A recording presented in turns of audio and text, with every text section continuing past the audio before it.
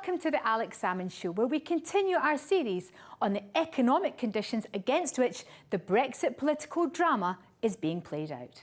Last week, Alex interviewed one of the world's leading Keynesian economists, Professor David Blanchflower, on his prediction of another international recession. I don't think you could have picked a worse time to pick out and do Brexit. It's unclear exactly what the short and, in the end, long-term consequences of Brexit are, and separate them from the fact that there's a global trade war going on. It's the end of a 10-year-long recovery, and all of those things are happening together. Brexit itself for the global economy, says the IMF, is a downside risk entirely to the world. In this week's show, we ask key commentators north and south of the border about the political economy of Brexit. From Scotland, economist and former MP George Kerrivan spells out an alternative economic agenda to the prevailing wisdom across the liberal democracies. What we need to do is to fundamentally change the economy. Scotland is creating a state investment bank, and rather than rely on the ups and downs of free market finance, we are going to use that state investment bank to invest against the cycle. So if there is a downturn, then through that bank we will be able to pump investment cash into the economy. My prescription: don't rely on the ups and downs of the free market. Invest long term, and to do that you need a state investment bank. From England, leading taxation expert Professor Richard Murphy details some of the unintended fiscal consequences of Brexit. Cash flow is actually the biggest potential implication of Brexit that I can see. No one, including the government in its Yellowhammer documents, has talked about who is going to pay the cost of lorries sitting for 2.5 days waiting to get through Dover. The point is that's going to impose substantial cost. If it's the truck company that's paying, they can't afford it. If it's the customer that's paying, the price is going up. But it means that not just there aren't trucks in operation, trucks are being paid to do nothing. Now, that could drive literally every haulage company who goes across the channel out of business in weeks because they won't be able to afford it. New Prime Minister Boris Johnson's first 6 weeks in power have been nothing if not eventful. His controversial decision to prorogue Parliament has set off a chain reaction which has turned a bare majority of just one into what is in effect a minority of 40. The United Kingdom is now heading for its third general election in the last 4 years, and Boris Johnson runs the risk of being the shortest-term Prime Minister in British history. However, in addition to understanding the political twists and turns of Westminster, Brexit should also be seen as a reaction to underlying economic conditions. In today's show, we ask two of the country's leading political economists on the extent to which the economics are dictating the politics of a Brexit. Alex speaks first to former Member of Parliament George Kerrivan, who advocates a new economic agenda to replace the economics of austerity which has prevailed since the Great Recession of more than a decade ago. George Kerrivan, looking at the trends in the international economy at the present moment, how concerned are you that we're heading into a fury as far as a recession is concerned? Well, Alex, I mean, economists are meant to be pessimists, but if you look at the hard numbers at the moment, it's difficult not to see a perfect storm gathering, particularly over the UK economy. Business manufacturing down, worse than 7 years. We've actually, the second quarter, GDP has actually stalled. It's down. We're well into the third quarter. I suspect we may already be in recession in the UK. Normally your economy, if it does have a dip, it's one particular bit of the economy that gets impacted. But actually all the major drivers of the UK economy are in serious trouble, which suggests something international is happening. Construction, normally the biggest engine of the economy, lowest orders since the banking crisis of 2008. Consumer spending, now that's the biggie. We depend on consumer spending. Retail sales down over the year, and not just footfall in high street shops. The shift towards internet spending, that's stalled. House prices have stalled. I mean, we're in trouble. But we used to talk about a jobless recovery, when recovery had started in the economy, but the jobs market wasn't moving. Now we seem to be in a job-full recession, where the economy looks like it's teetering on the brink of recession, but the jobs market still stays strong. Actually, we're kind of at the top of the hill and going down the other side. The latest figures from ONS, which is the agency here in the UK that does all the independent stats, unemployment has, in the last quarter, started to rise. Not a lot, but unemployment started to go up. But if you delve down into the figures, you'll see that full-time employment has started to drop. It's the part-time employment, it's the marginal employment, the gig economy, it's massaging the figures and making them look good. I think there's something boiling up which is a bit more problematic. It's partly Brexit uncertainty. It's also very much the international economy. Trump's trade wars haven't helped. The attempt by the Chinese regime to slow its economy is feeding through. That means the Germans can't sell their cars. The German economy has gone into recession. So Britain can't remain aloof, particularly if we have a hard Brexit. Now, you mentioned that the trade war between America and China, the two greatest economies in the world, is clearly causing some consternation and probably having a direct economic effect. But couldn't President Trump, those in his favour, say, well, he's the man battling with the Fed to try and keep interest rates down. He's the one who recognises the dangers of too tight money as we're heading into recession. So aren't there some arguments in President Trump's favour? Well, I think obviously if we do head into a recession, cutting interest rates will be helpful. But the trouble is we've been doing that for a decade. The margin, most economists think the margin for helping the global economy by cutting interest rates is pretty narrow. What we need is a boost to investment. Now, in the States, what Trump has done, of course, Trump slashed taxes and created an artificial boomlet. And that's kind of run out of steam now. So even in America, cutting interest rates is not going to do that much for the economy. In the UK, similar thing. I mean, if you were to ask me what's the big problem in the UK, it's lack of business investment, not just because firms are worried about Brexit. Productivity, which is the real driver of economic growth and wealth, productivity has fallen for the last 4 quarters. We're actually getting less good at doing things in the UK. And this is exactly the point when Boris Johnson wants to take us into the big wide world. We need to fix our domestic economy, and that means real investment in real plant and machinery. Now, thinking about Brexit and the impact on these factors, most analysis would suggest that a hard Brexit, even a soft hard Brexit, would have a substantial economic impact. But there's also the fact that if people believe the economy is heading to recession, you wouldn't want an electoral test when the effects of that recession are starting to come home to roost in terms of rising job numbers. Would that be an argument, if you believe that, for getting to the polls now before recession is upon us? Well, I mean, if that isn't a calculation in the White House and in Number 10, then they're being a bit daft. I mean, I certainly think because Trump knows he's got a presidential election next year, that's why he's pushing the American Central Bank, the Fed, to lower interest rates. Trump is desperate to keep his artificial boomlet going in the States because if you look to 2021, it's very likely the US economy really will run out of steam, and that will really take the whole world economy down.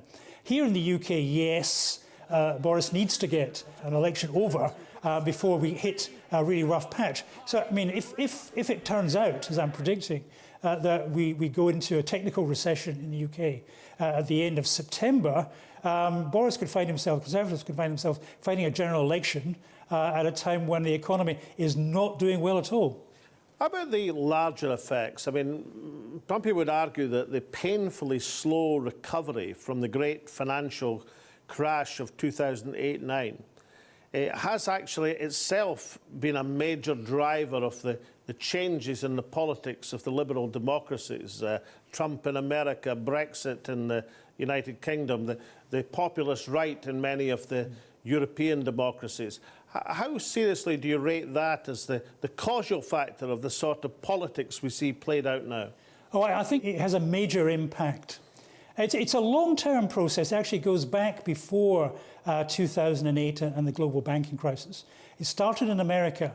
The reason why wages went up and the share of wages in national income went up through the 50s, 60s, 70s was, and I hate to say this, but it was actually because of all those strong trade unions that people complained about, but they could force wage increases higher than inflation. Now, once after the Reagan-Thatcher era, once the big trade unions were broken, and once the industrial structure changed away from big factories, big mass production, big workforces who could exert an influence, to small firms, electronics, etc., etc. Once you did all that, then it became practically impossible for working people to exert pressure on wages. Now, unless somewhere from the progressive left somebody takes a hand and intervenes to raise incomes, then people begin to panic and they begin to look for extreme solutions.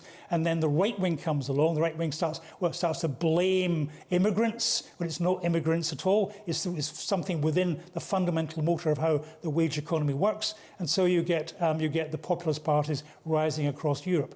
I mean, I live happily in a place, fortunately, in a place called Scotland where those right-wing forces have not emerged because we've had sensible social democratic government which has tried to maintain living standards and use the power of the state to try and offset the pressure to push wages down. But unless we alter the fundamental way the economy works and the way wages are distributed out of national income, then that problem is not going to go away, and we can see that a base is being created for the right. Now, George Canavan, you're a left-of-centre political economist. You're a former Member of Parliament. What would be your prescription for the left-of-centre to combat these trends? What would be your manifesto for a different perspective on the economy? Well, we need. It's not just let's sort Brexit. I mean, that's an irritant. But what we need to do is to fundamentally change the economy. Again, Scotland is experimenting. I'm very proud of this because I was involved in some of the discussions. Scotland is creating a state investment bank. And rather than rely on the ups and downs of free market finance, we are going to use that state investment bank to invest against the cycle. This investment bank should be set up next year. So if there is a downturn, then through that bank, we'll be able to pump investment cash into the economy. Down in England, I know the Labour Party, I'd give them their due, are talking about creating a state investment bank there. State investment banks are not abnormal. Germany has had one since the 1950s, and that's one of the reasons the German economy is so strong. You don't rely on my prescription. Don't rely on the ups and downs of the free market. Invest long term, and to do that, you need a state investment bank. George Canavan from Edinburgh, thank you very much indeed. Thank you. Welcome back. Much of the debate on Brexit has concerned the dislocation to the economy threatened by a no-deal exit from the European Union. Today, Alex interviews Professor Richard Murphy, who points to other unintended consequences of a hard Brexit. Professor Richard Murphy, welcome to the Alex Salmond Show. Thank you for having me. Now, Brexit obviously is a huge deal in the UK, has been for the last 3 years. But around the world, how big does Brexit seem in terms of its economic effects? Well, look, I have done quite a lot of travel with my job, and right across Europe, many capitals. And actually, it is a big deal. You can't go in a taxi in Europe without the taxi driver realising that you're from the UK and talking Brexit. It is a big deal. Now, does that mean it matters? Yes, but not economically to most countries in the way it does to us. What it does do is create massive uncertainty in the world economy and in the world's politics. Europe suddenly doesn't know what it is anymore. But from a European, by which I mean European Commission, major states in Europe, the uncertainty of sacrificing the integrity of the single market must have appeared greater to them. Otherwise, they would have offered Mrs May more to enable her to get her deal over the line in the House of Commons. Look, the single market matters to the European Union, and it's one of its own red lines, backstops, whatever you wish to call it. They are not going to negotiate away the fact that the entire intention of the European community as it was, the European Union as it now is, was about creating a common market, as those of us of our age will remember calling it once upon a time. It is about breaking down the barriers to trade. Now, those are about common standards of production, common taxation, removing the borders. And they're not going to get rid of that because that is the essence of the European Union. The European ideal is greater than keeping the UK in. They will therefore take the hit. I don't think there's any doubt about that. And that's why they are not going to compromise at any point with the single market and say, look, you can be in, but half-heartedly. That's just not an option for them.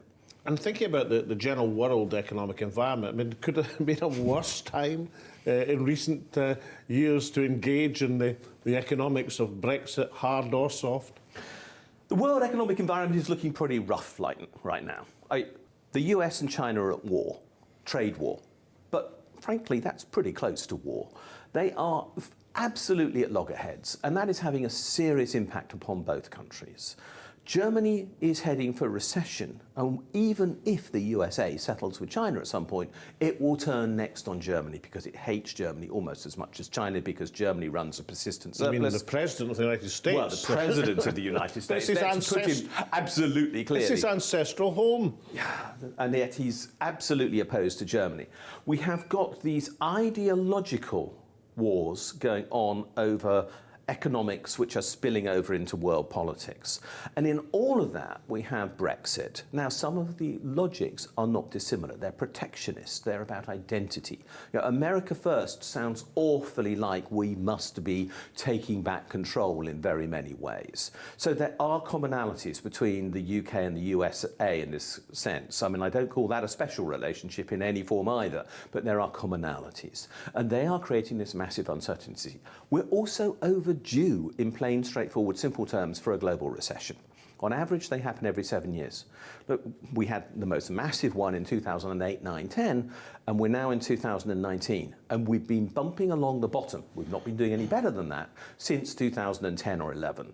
So frankly, the pure mathematics of logic say at some point we're going to have a downturn. We have been able to hold things steady. We will have a recession anyway, but we're going to have it, and it's going to be more powerful because we have got trade wars going on all over the world, and we're contributing to that through Brexit.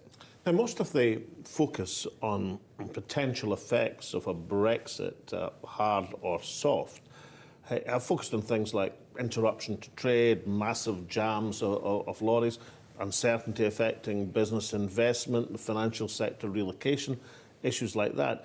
But your studies in accountancy and taxation have identified some other issues which may well be significant in terms of the financial effects of Brexit.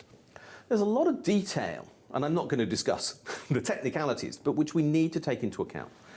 We're, for example, going to see some changes in some very basic taxes, which most people ignore most of the time because they pay them, but they don't even notice it. VAT, for example. VAT is a European tax. It is designed to operate at a European level.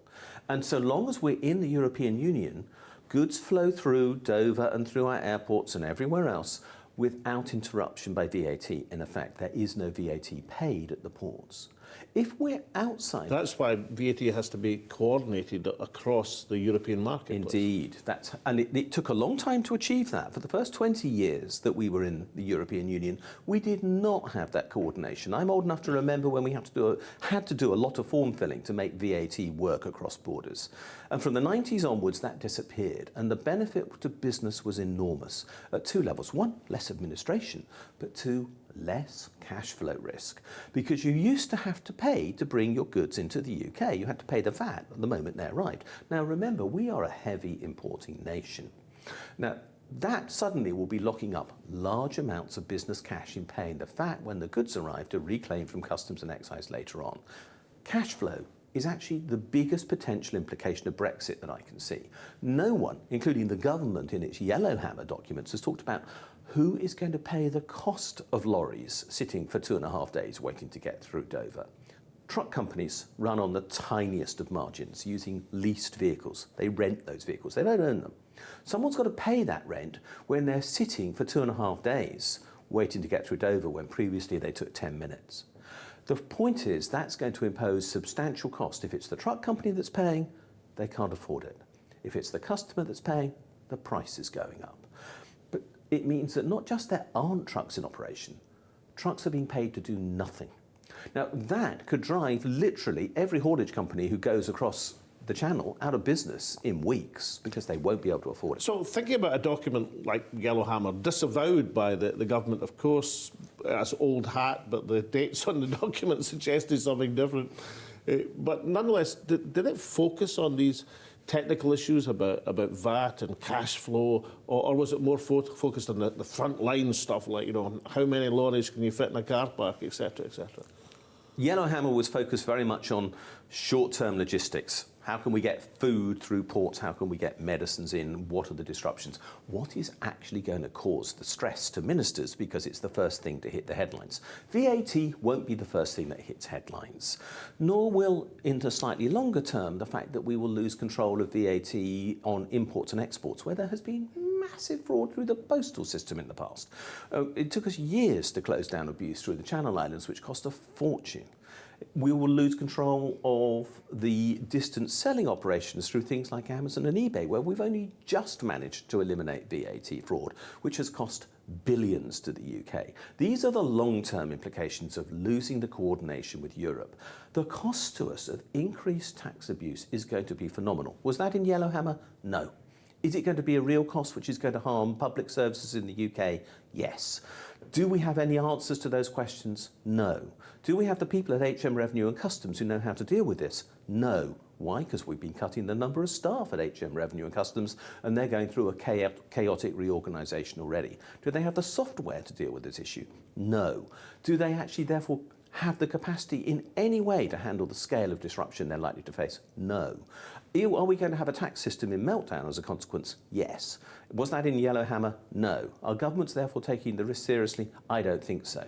And that's before they even do anything as absurd as trying to create Singapore-on-Thames, the tax haven that they'd love to create in London, which is going to be massively disruptive for our relationships with other countries around the world. So would that explain, thinking about the detail of this, you know, why on the one hand Michael Gove talks about short-term disruption, and on the other hand Philip Hammond talks about medium-term catastrophe from a hard no-deal Brexit? There's a short-term disruption that we will face from Brexit. Nobody disputes it. My worry is that it will last a lot longer.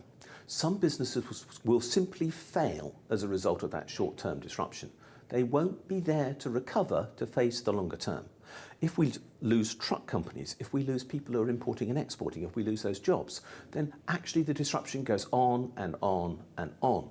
Because literally the infrastructure, our transport systems, for example, may well not be there to carry on doing import and export into 2020.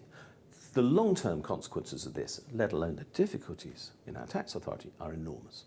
And let's say in a parallel universe, the forces in the Conservative Party 2 or 3 years ago who were saying, let's have a look at the EFTA-style European Economic Area type Brexit.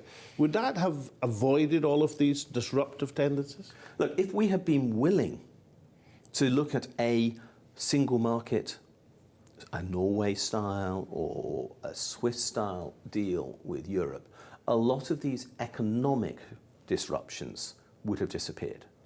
If we'd had a political Brexit, in other words, separating control of migration, which was one of the major motivations, although often denied, if we'd actually been trying to take back control at a political level through the court system or whatever, then maybe we would have actually still achieved a Brexit, but stayed in the economic cooperation area around the single market and so on, and then we would have been okay. Then we would have avoided most of the disruption. As it is, we've gone for maximum disruption to achieve the small political gains that will be won.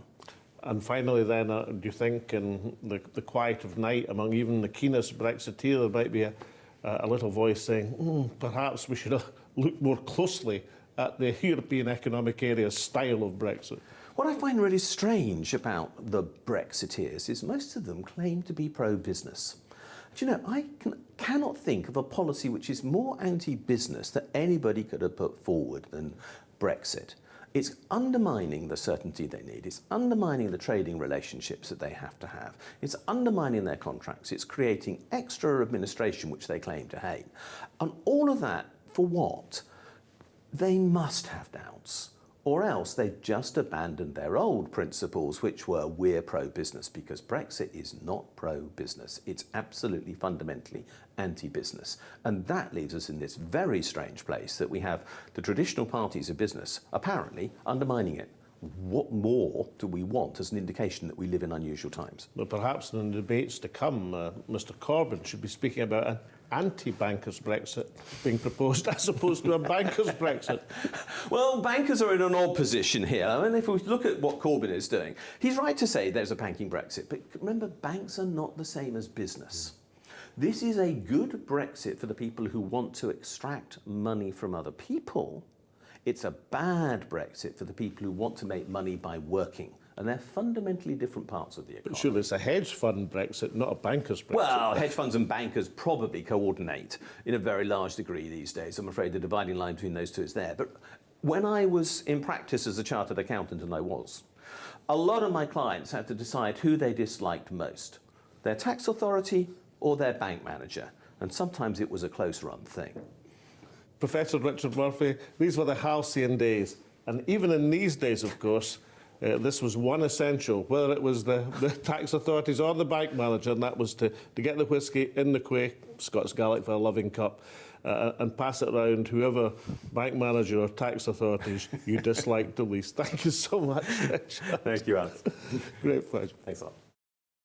The Brexit debate in the House of Commons has dominated every other issue. Even the economy, which usually dictates everything, has taken a backseat to the in-out European drama.